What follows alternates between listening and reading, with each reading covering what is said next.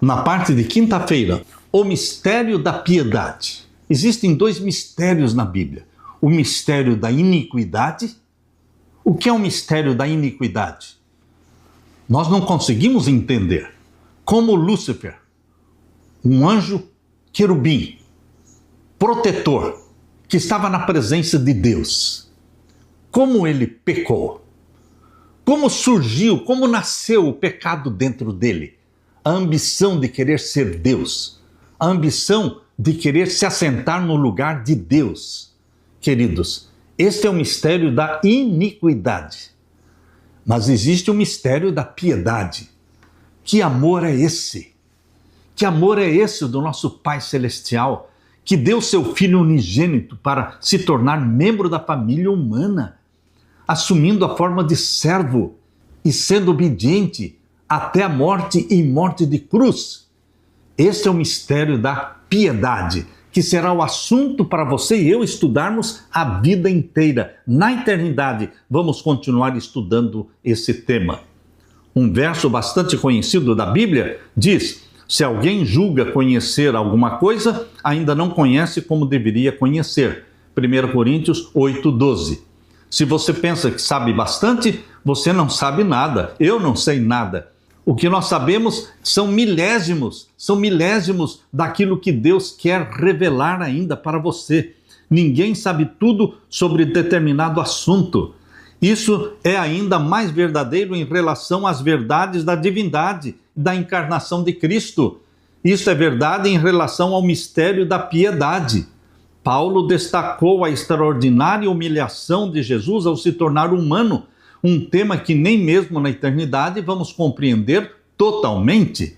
Como foi a humilhação de Jesus ao assumir a natureza humana? Romanos capítulo 8, verso 3. Abra sua Bíblia. Romanos capítulo 8 e o verso 3. Vamos ler capítulo 8, verso 1 até o verso 3. Agora, pois, já não existe nenhuma condenação para os que estão em Cristo Jesus. Não há condenação para os que estão em Cristo Jesus, que não andam segundo a carne, mas segundo o Espírito. Quem está em Cristo Jesus não anda segundo a carne, não anda segundo a natureza carnal, pecaminosa, mas anda segundo o Espírito, porque foi gerado pelo Espírito Santo e é guiado pelo Espírito Santo, é batizado pelo Espírito Santo e o Espírito Santo implanta em você a mente obediente de Jesus. Verso 2. Porque a lei do Espírito da vida em Cristo Jesus livrou você da lei do pecado e da morte. Você estava destinado à morte eterna. Agora você nasceu da água e do Espírito, gerado pelo Espírito Santo, e agora prevalece em você a lei do Espírito da vida, que livrou você da morte. Verso 3. Porque aquilo que a lei não podia fazer, a lei não podia salvar ninguém, e ainda não pode salvar ninguém. Porque aquilo que a lei não podia fazer, por causa da fraqueza da carne, isso Deus fez. Como é que Deus salvou?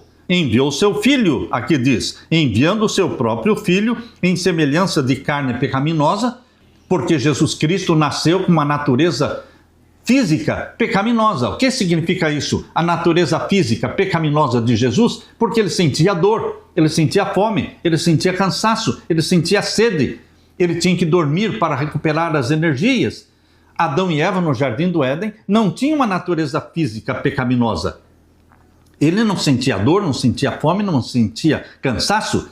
A natureza física de Adão no Jardim do Éden era diferente da natureza física de Jesus quando nasceu de Maria. Então Jesus recebeu uma natureza física com fraqueza da carne. Mas lembre-se, moralmente Jesus era santo ao nascer, como Adão era santo no Jardim do Éden. Moralmente Jesus foi santo desde o nascimento. Lucas capítulo 1, 35 diz: o santo que de ti há de nascer. O santo que de ti há de nascer será chamado Filho do Altíssimo. Queridos, Jesus nasceu moralmente santo, mas fisicamente ele tinha uma natureza dominada pelas fraquezas da natureza carnal, ou seja, sentia fome, sede e cansaço. Entenda então este verso que diz aqui, capítulo 8 de Romanos, verso 3. Porque aquilo que a lei não podia fazer, por causa da fraqueza da carne, isso Deus fez, enviando o seu próprio Filho em semelhança de carne pecaminosa. E no que diz respeito ao pecado, e assim Deus condenou o pecado na carne. Através da natureza humana que Jesus Cristo recebeu, Deus condenou o pecado. Quando Jesus Cristo morreu na cruz, ele se tornou pecado em nosso lugar. E ao se tornar pecado em nosso lugar, ele condenou o pecado. Ele esmagou a cabeça da serpente. Verso 4. A fim de que a exigência da lei se cumprisse em nós, que não vivemos segundo a carne, mas segundo o Espírito. Nós vivemos segundo o Espírito Santo. Os que vivem segundo a carne se inclinam para as coisas da carne, mas os que vivem segundo o Espírito se inclinam para as coisas do Espírito. Você se torna espiritual, gerado pelo Espírito Santo, recebendo um implante da mente de Jesus. Você passa a amar, pensar e agir e sentir como Jesus. Pois a inclinação da carne é morte, mas a do Espírito é vida e paz. Porque a inclinação da carne é inimizade contra Deus, pois não está sujeita à lei de Deus. Tem muitos cristãos que se proclamam cristãos, mas eles são inimigos de Deus e inimigos da lei de Deus. Pregam contra a lei de Deus, os 10 mandamentos. E Paulo está dizendo, aqueles que não se sujeitam a Deus e não se sujeitam à lei de Deus, é porque estão vivendo na carne. Não são gerados pelo Espírito Santo. Leio de novo o verso 7, Romanos 8, 7. Porque a inclinação da carne é inimizade contra Deus e inimizade à lei de Deus, pois não está sujeita à lei de Deus, nem mesmo pode estar. Portanto, os que estão na carne não podem agradar a Deus. Mas você e eu não estamos na carne. Nós fomos gerados pelo Espírito Santo, nós somos guiados pelo Espírito Santo, nós somos batizados pelo Espírito Santo e ele implanta em você a mente de Jesus. Meu querido irmão, a humilhação de Jesus ao assumir a natureza humana. Quem pode entender? Este é o mistério da piedade. Hebreus capítulo 2, abra sua Bíblia. Hebreus capítulo 2, vamos ver os versos 14 a 18. Aqui diz, visto pois que os filhos têm participação comum de carne e sangue, também Jesus igualmente participou dessas coisas, para que por sua morte destruísse aquele que tem o poder da morte, a saber, o diabo. Ele esmagou a cabeça da serpente. Satanás foi derrotado na cruz do Calvário, porque Jesus morreu sem pecado, mas morreu porque ele assumiu os nossos pecados. Se ele não tivesse assumido os nossos pecados, ele não teria morrido, porque quem não tem pecado não morre. Mas Jesus se tornou pecado na cruz, por minha causa, por sua causa. Por isso, meu querido irmão, aqui está dizendo, visto pois que os filhos têm participação comum da carne e sangue, também Jesus igualmente participou dessas coisas, para que, por sua morte, destruísse aquele que tem o poder da morte, a saber, o diabo, e livrasse todos os que, pelo pavor da morte, estavam sujeitos à escravidão por toda a vida. Pois ele, Jesus, evidentemente, não assumiu a natureza de um anjo. Jesus não assumiu a natureza de um anjo. Mas que natureza ele assumiu? A natureza dos descendentes de Abraão, natureza humana.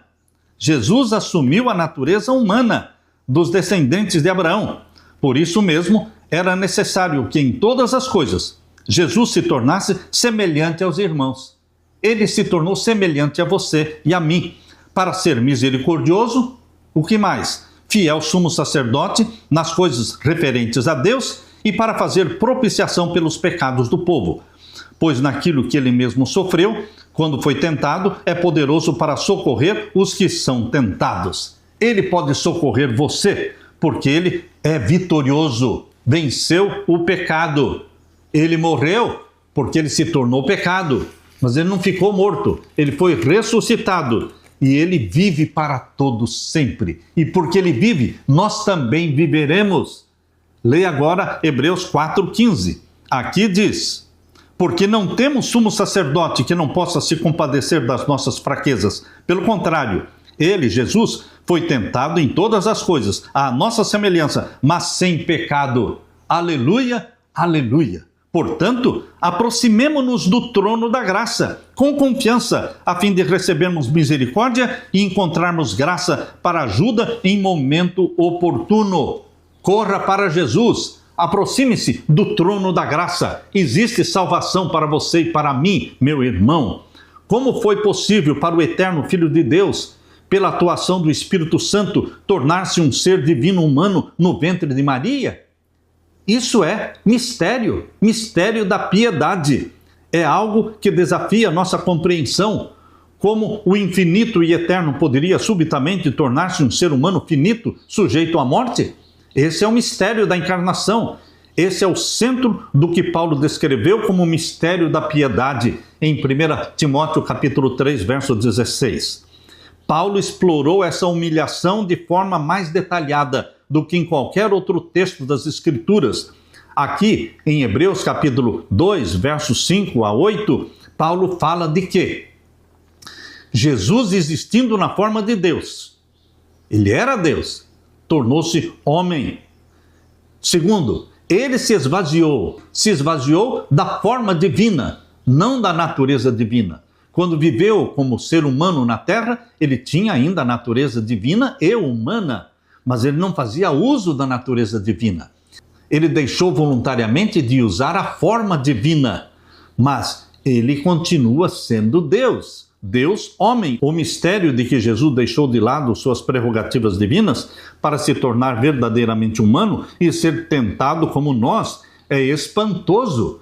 Em terceiro lugar, Jesus se humilhou. Filipenses 2:8. Ao assumir a natureza humana, Jesus passou de uma posição de supremacia universal para a de total servidão, contrastando completamente o desejo de Lúcifer, que era uma criatura e queria ser Deus. E Jesus Cristo, sendo Deus, se tornou servo e morreu morte de cruz. Queridos, Jesus prega e revela humildade. E Lúcifer, ele ensina a arrogância, o orgulho, o egoísmo. Lendo ainda em Filipenses capítulo 2, verso 8, ali diz que Jesus foi fiel até a morte e morte de cruz. Não havia forma mais humilhante de morrer do que a que foi escolhida por Jesus, planejada em conjunto com o Pai nos conselhos de paz, conforme diz Zacarias 6,13. Esse ato foi prefigurado por Moisés ao levantar a serpente no deserto. E assim na cruz, aquele que não conheceu o pecado, ele se fez pecado por nós, para que nele fôssemos feitos justiça de Deus, 2 Coríntios capítulo 5, verso 21. Meu querido irmão, o mistério da piedade será o assunto do nosso estudo por toda a eternidade. Esse amor que existe em Deus, o amor humano, é simplesmente um pálido reflexo do amor de Deus. O amor paternal, o amor maternal é simplesmente o quê? Um pequeno riacho em comparação com o ilimitado oceano do amor de Deus. Podemos meditar no amor de Deus todos os dias da nossa vida. Podemos examinar diligentemente as Escrituras a fim de tentar compreender o amor de Deus, mas não vamos compreendê-lo completamente. Existirá sempre diante de nós um infinito além. Podemos estudar por séculos esse amor, no entanto, jamais poderemos compreender plenamente a extensão, a largura, a profundidade e a altura do amor de Deus em dar seu Filho para morrer por nós. Ao estudarmos a Bíblia e meditarmos sobre a vida de Jesus e o plano da salvação, esses grandes temas se desdobrarão cada vez mais ao nosso entendimento de eternidade a eternidade. Eternamente estaremos estudando o mistério da piedade. Jesus, que é Deus, Criador dos céus e da terra, se tornou homem, membro da família humana, irmão seu, irmão meu, nosso representante no céu. E ele virá nos buscar, e ele vai nos levar para estarmos para sempre com ele. Aleluia! Deixe-me orar com você. Pai querido que estás nos céus, obrigado pelo mistério da piedade, do teu amor incompreensível, mas nós aceitamos a Jesus como Salvador e nós queremos viver na tua presença, Pai querido. Por isso, pede para Jesus voltar logo nos buscar. Esse é o nosso anseio, o nosso desejo. Volte logo. Ora, vem, Senhor Jesus. Derrama sobre mim, os meus irmãos, o Espírito Santo. Em nome de Jesus que pedimos e agradecemos. Amém e amém. Deixo com você, meu irmão, minha irmã, a paz de Jesus. Amém.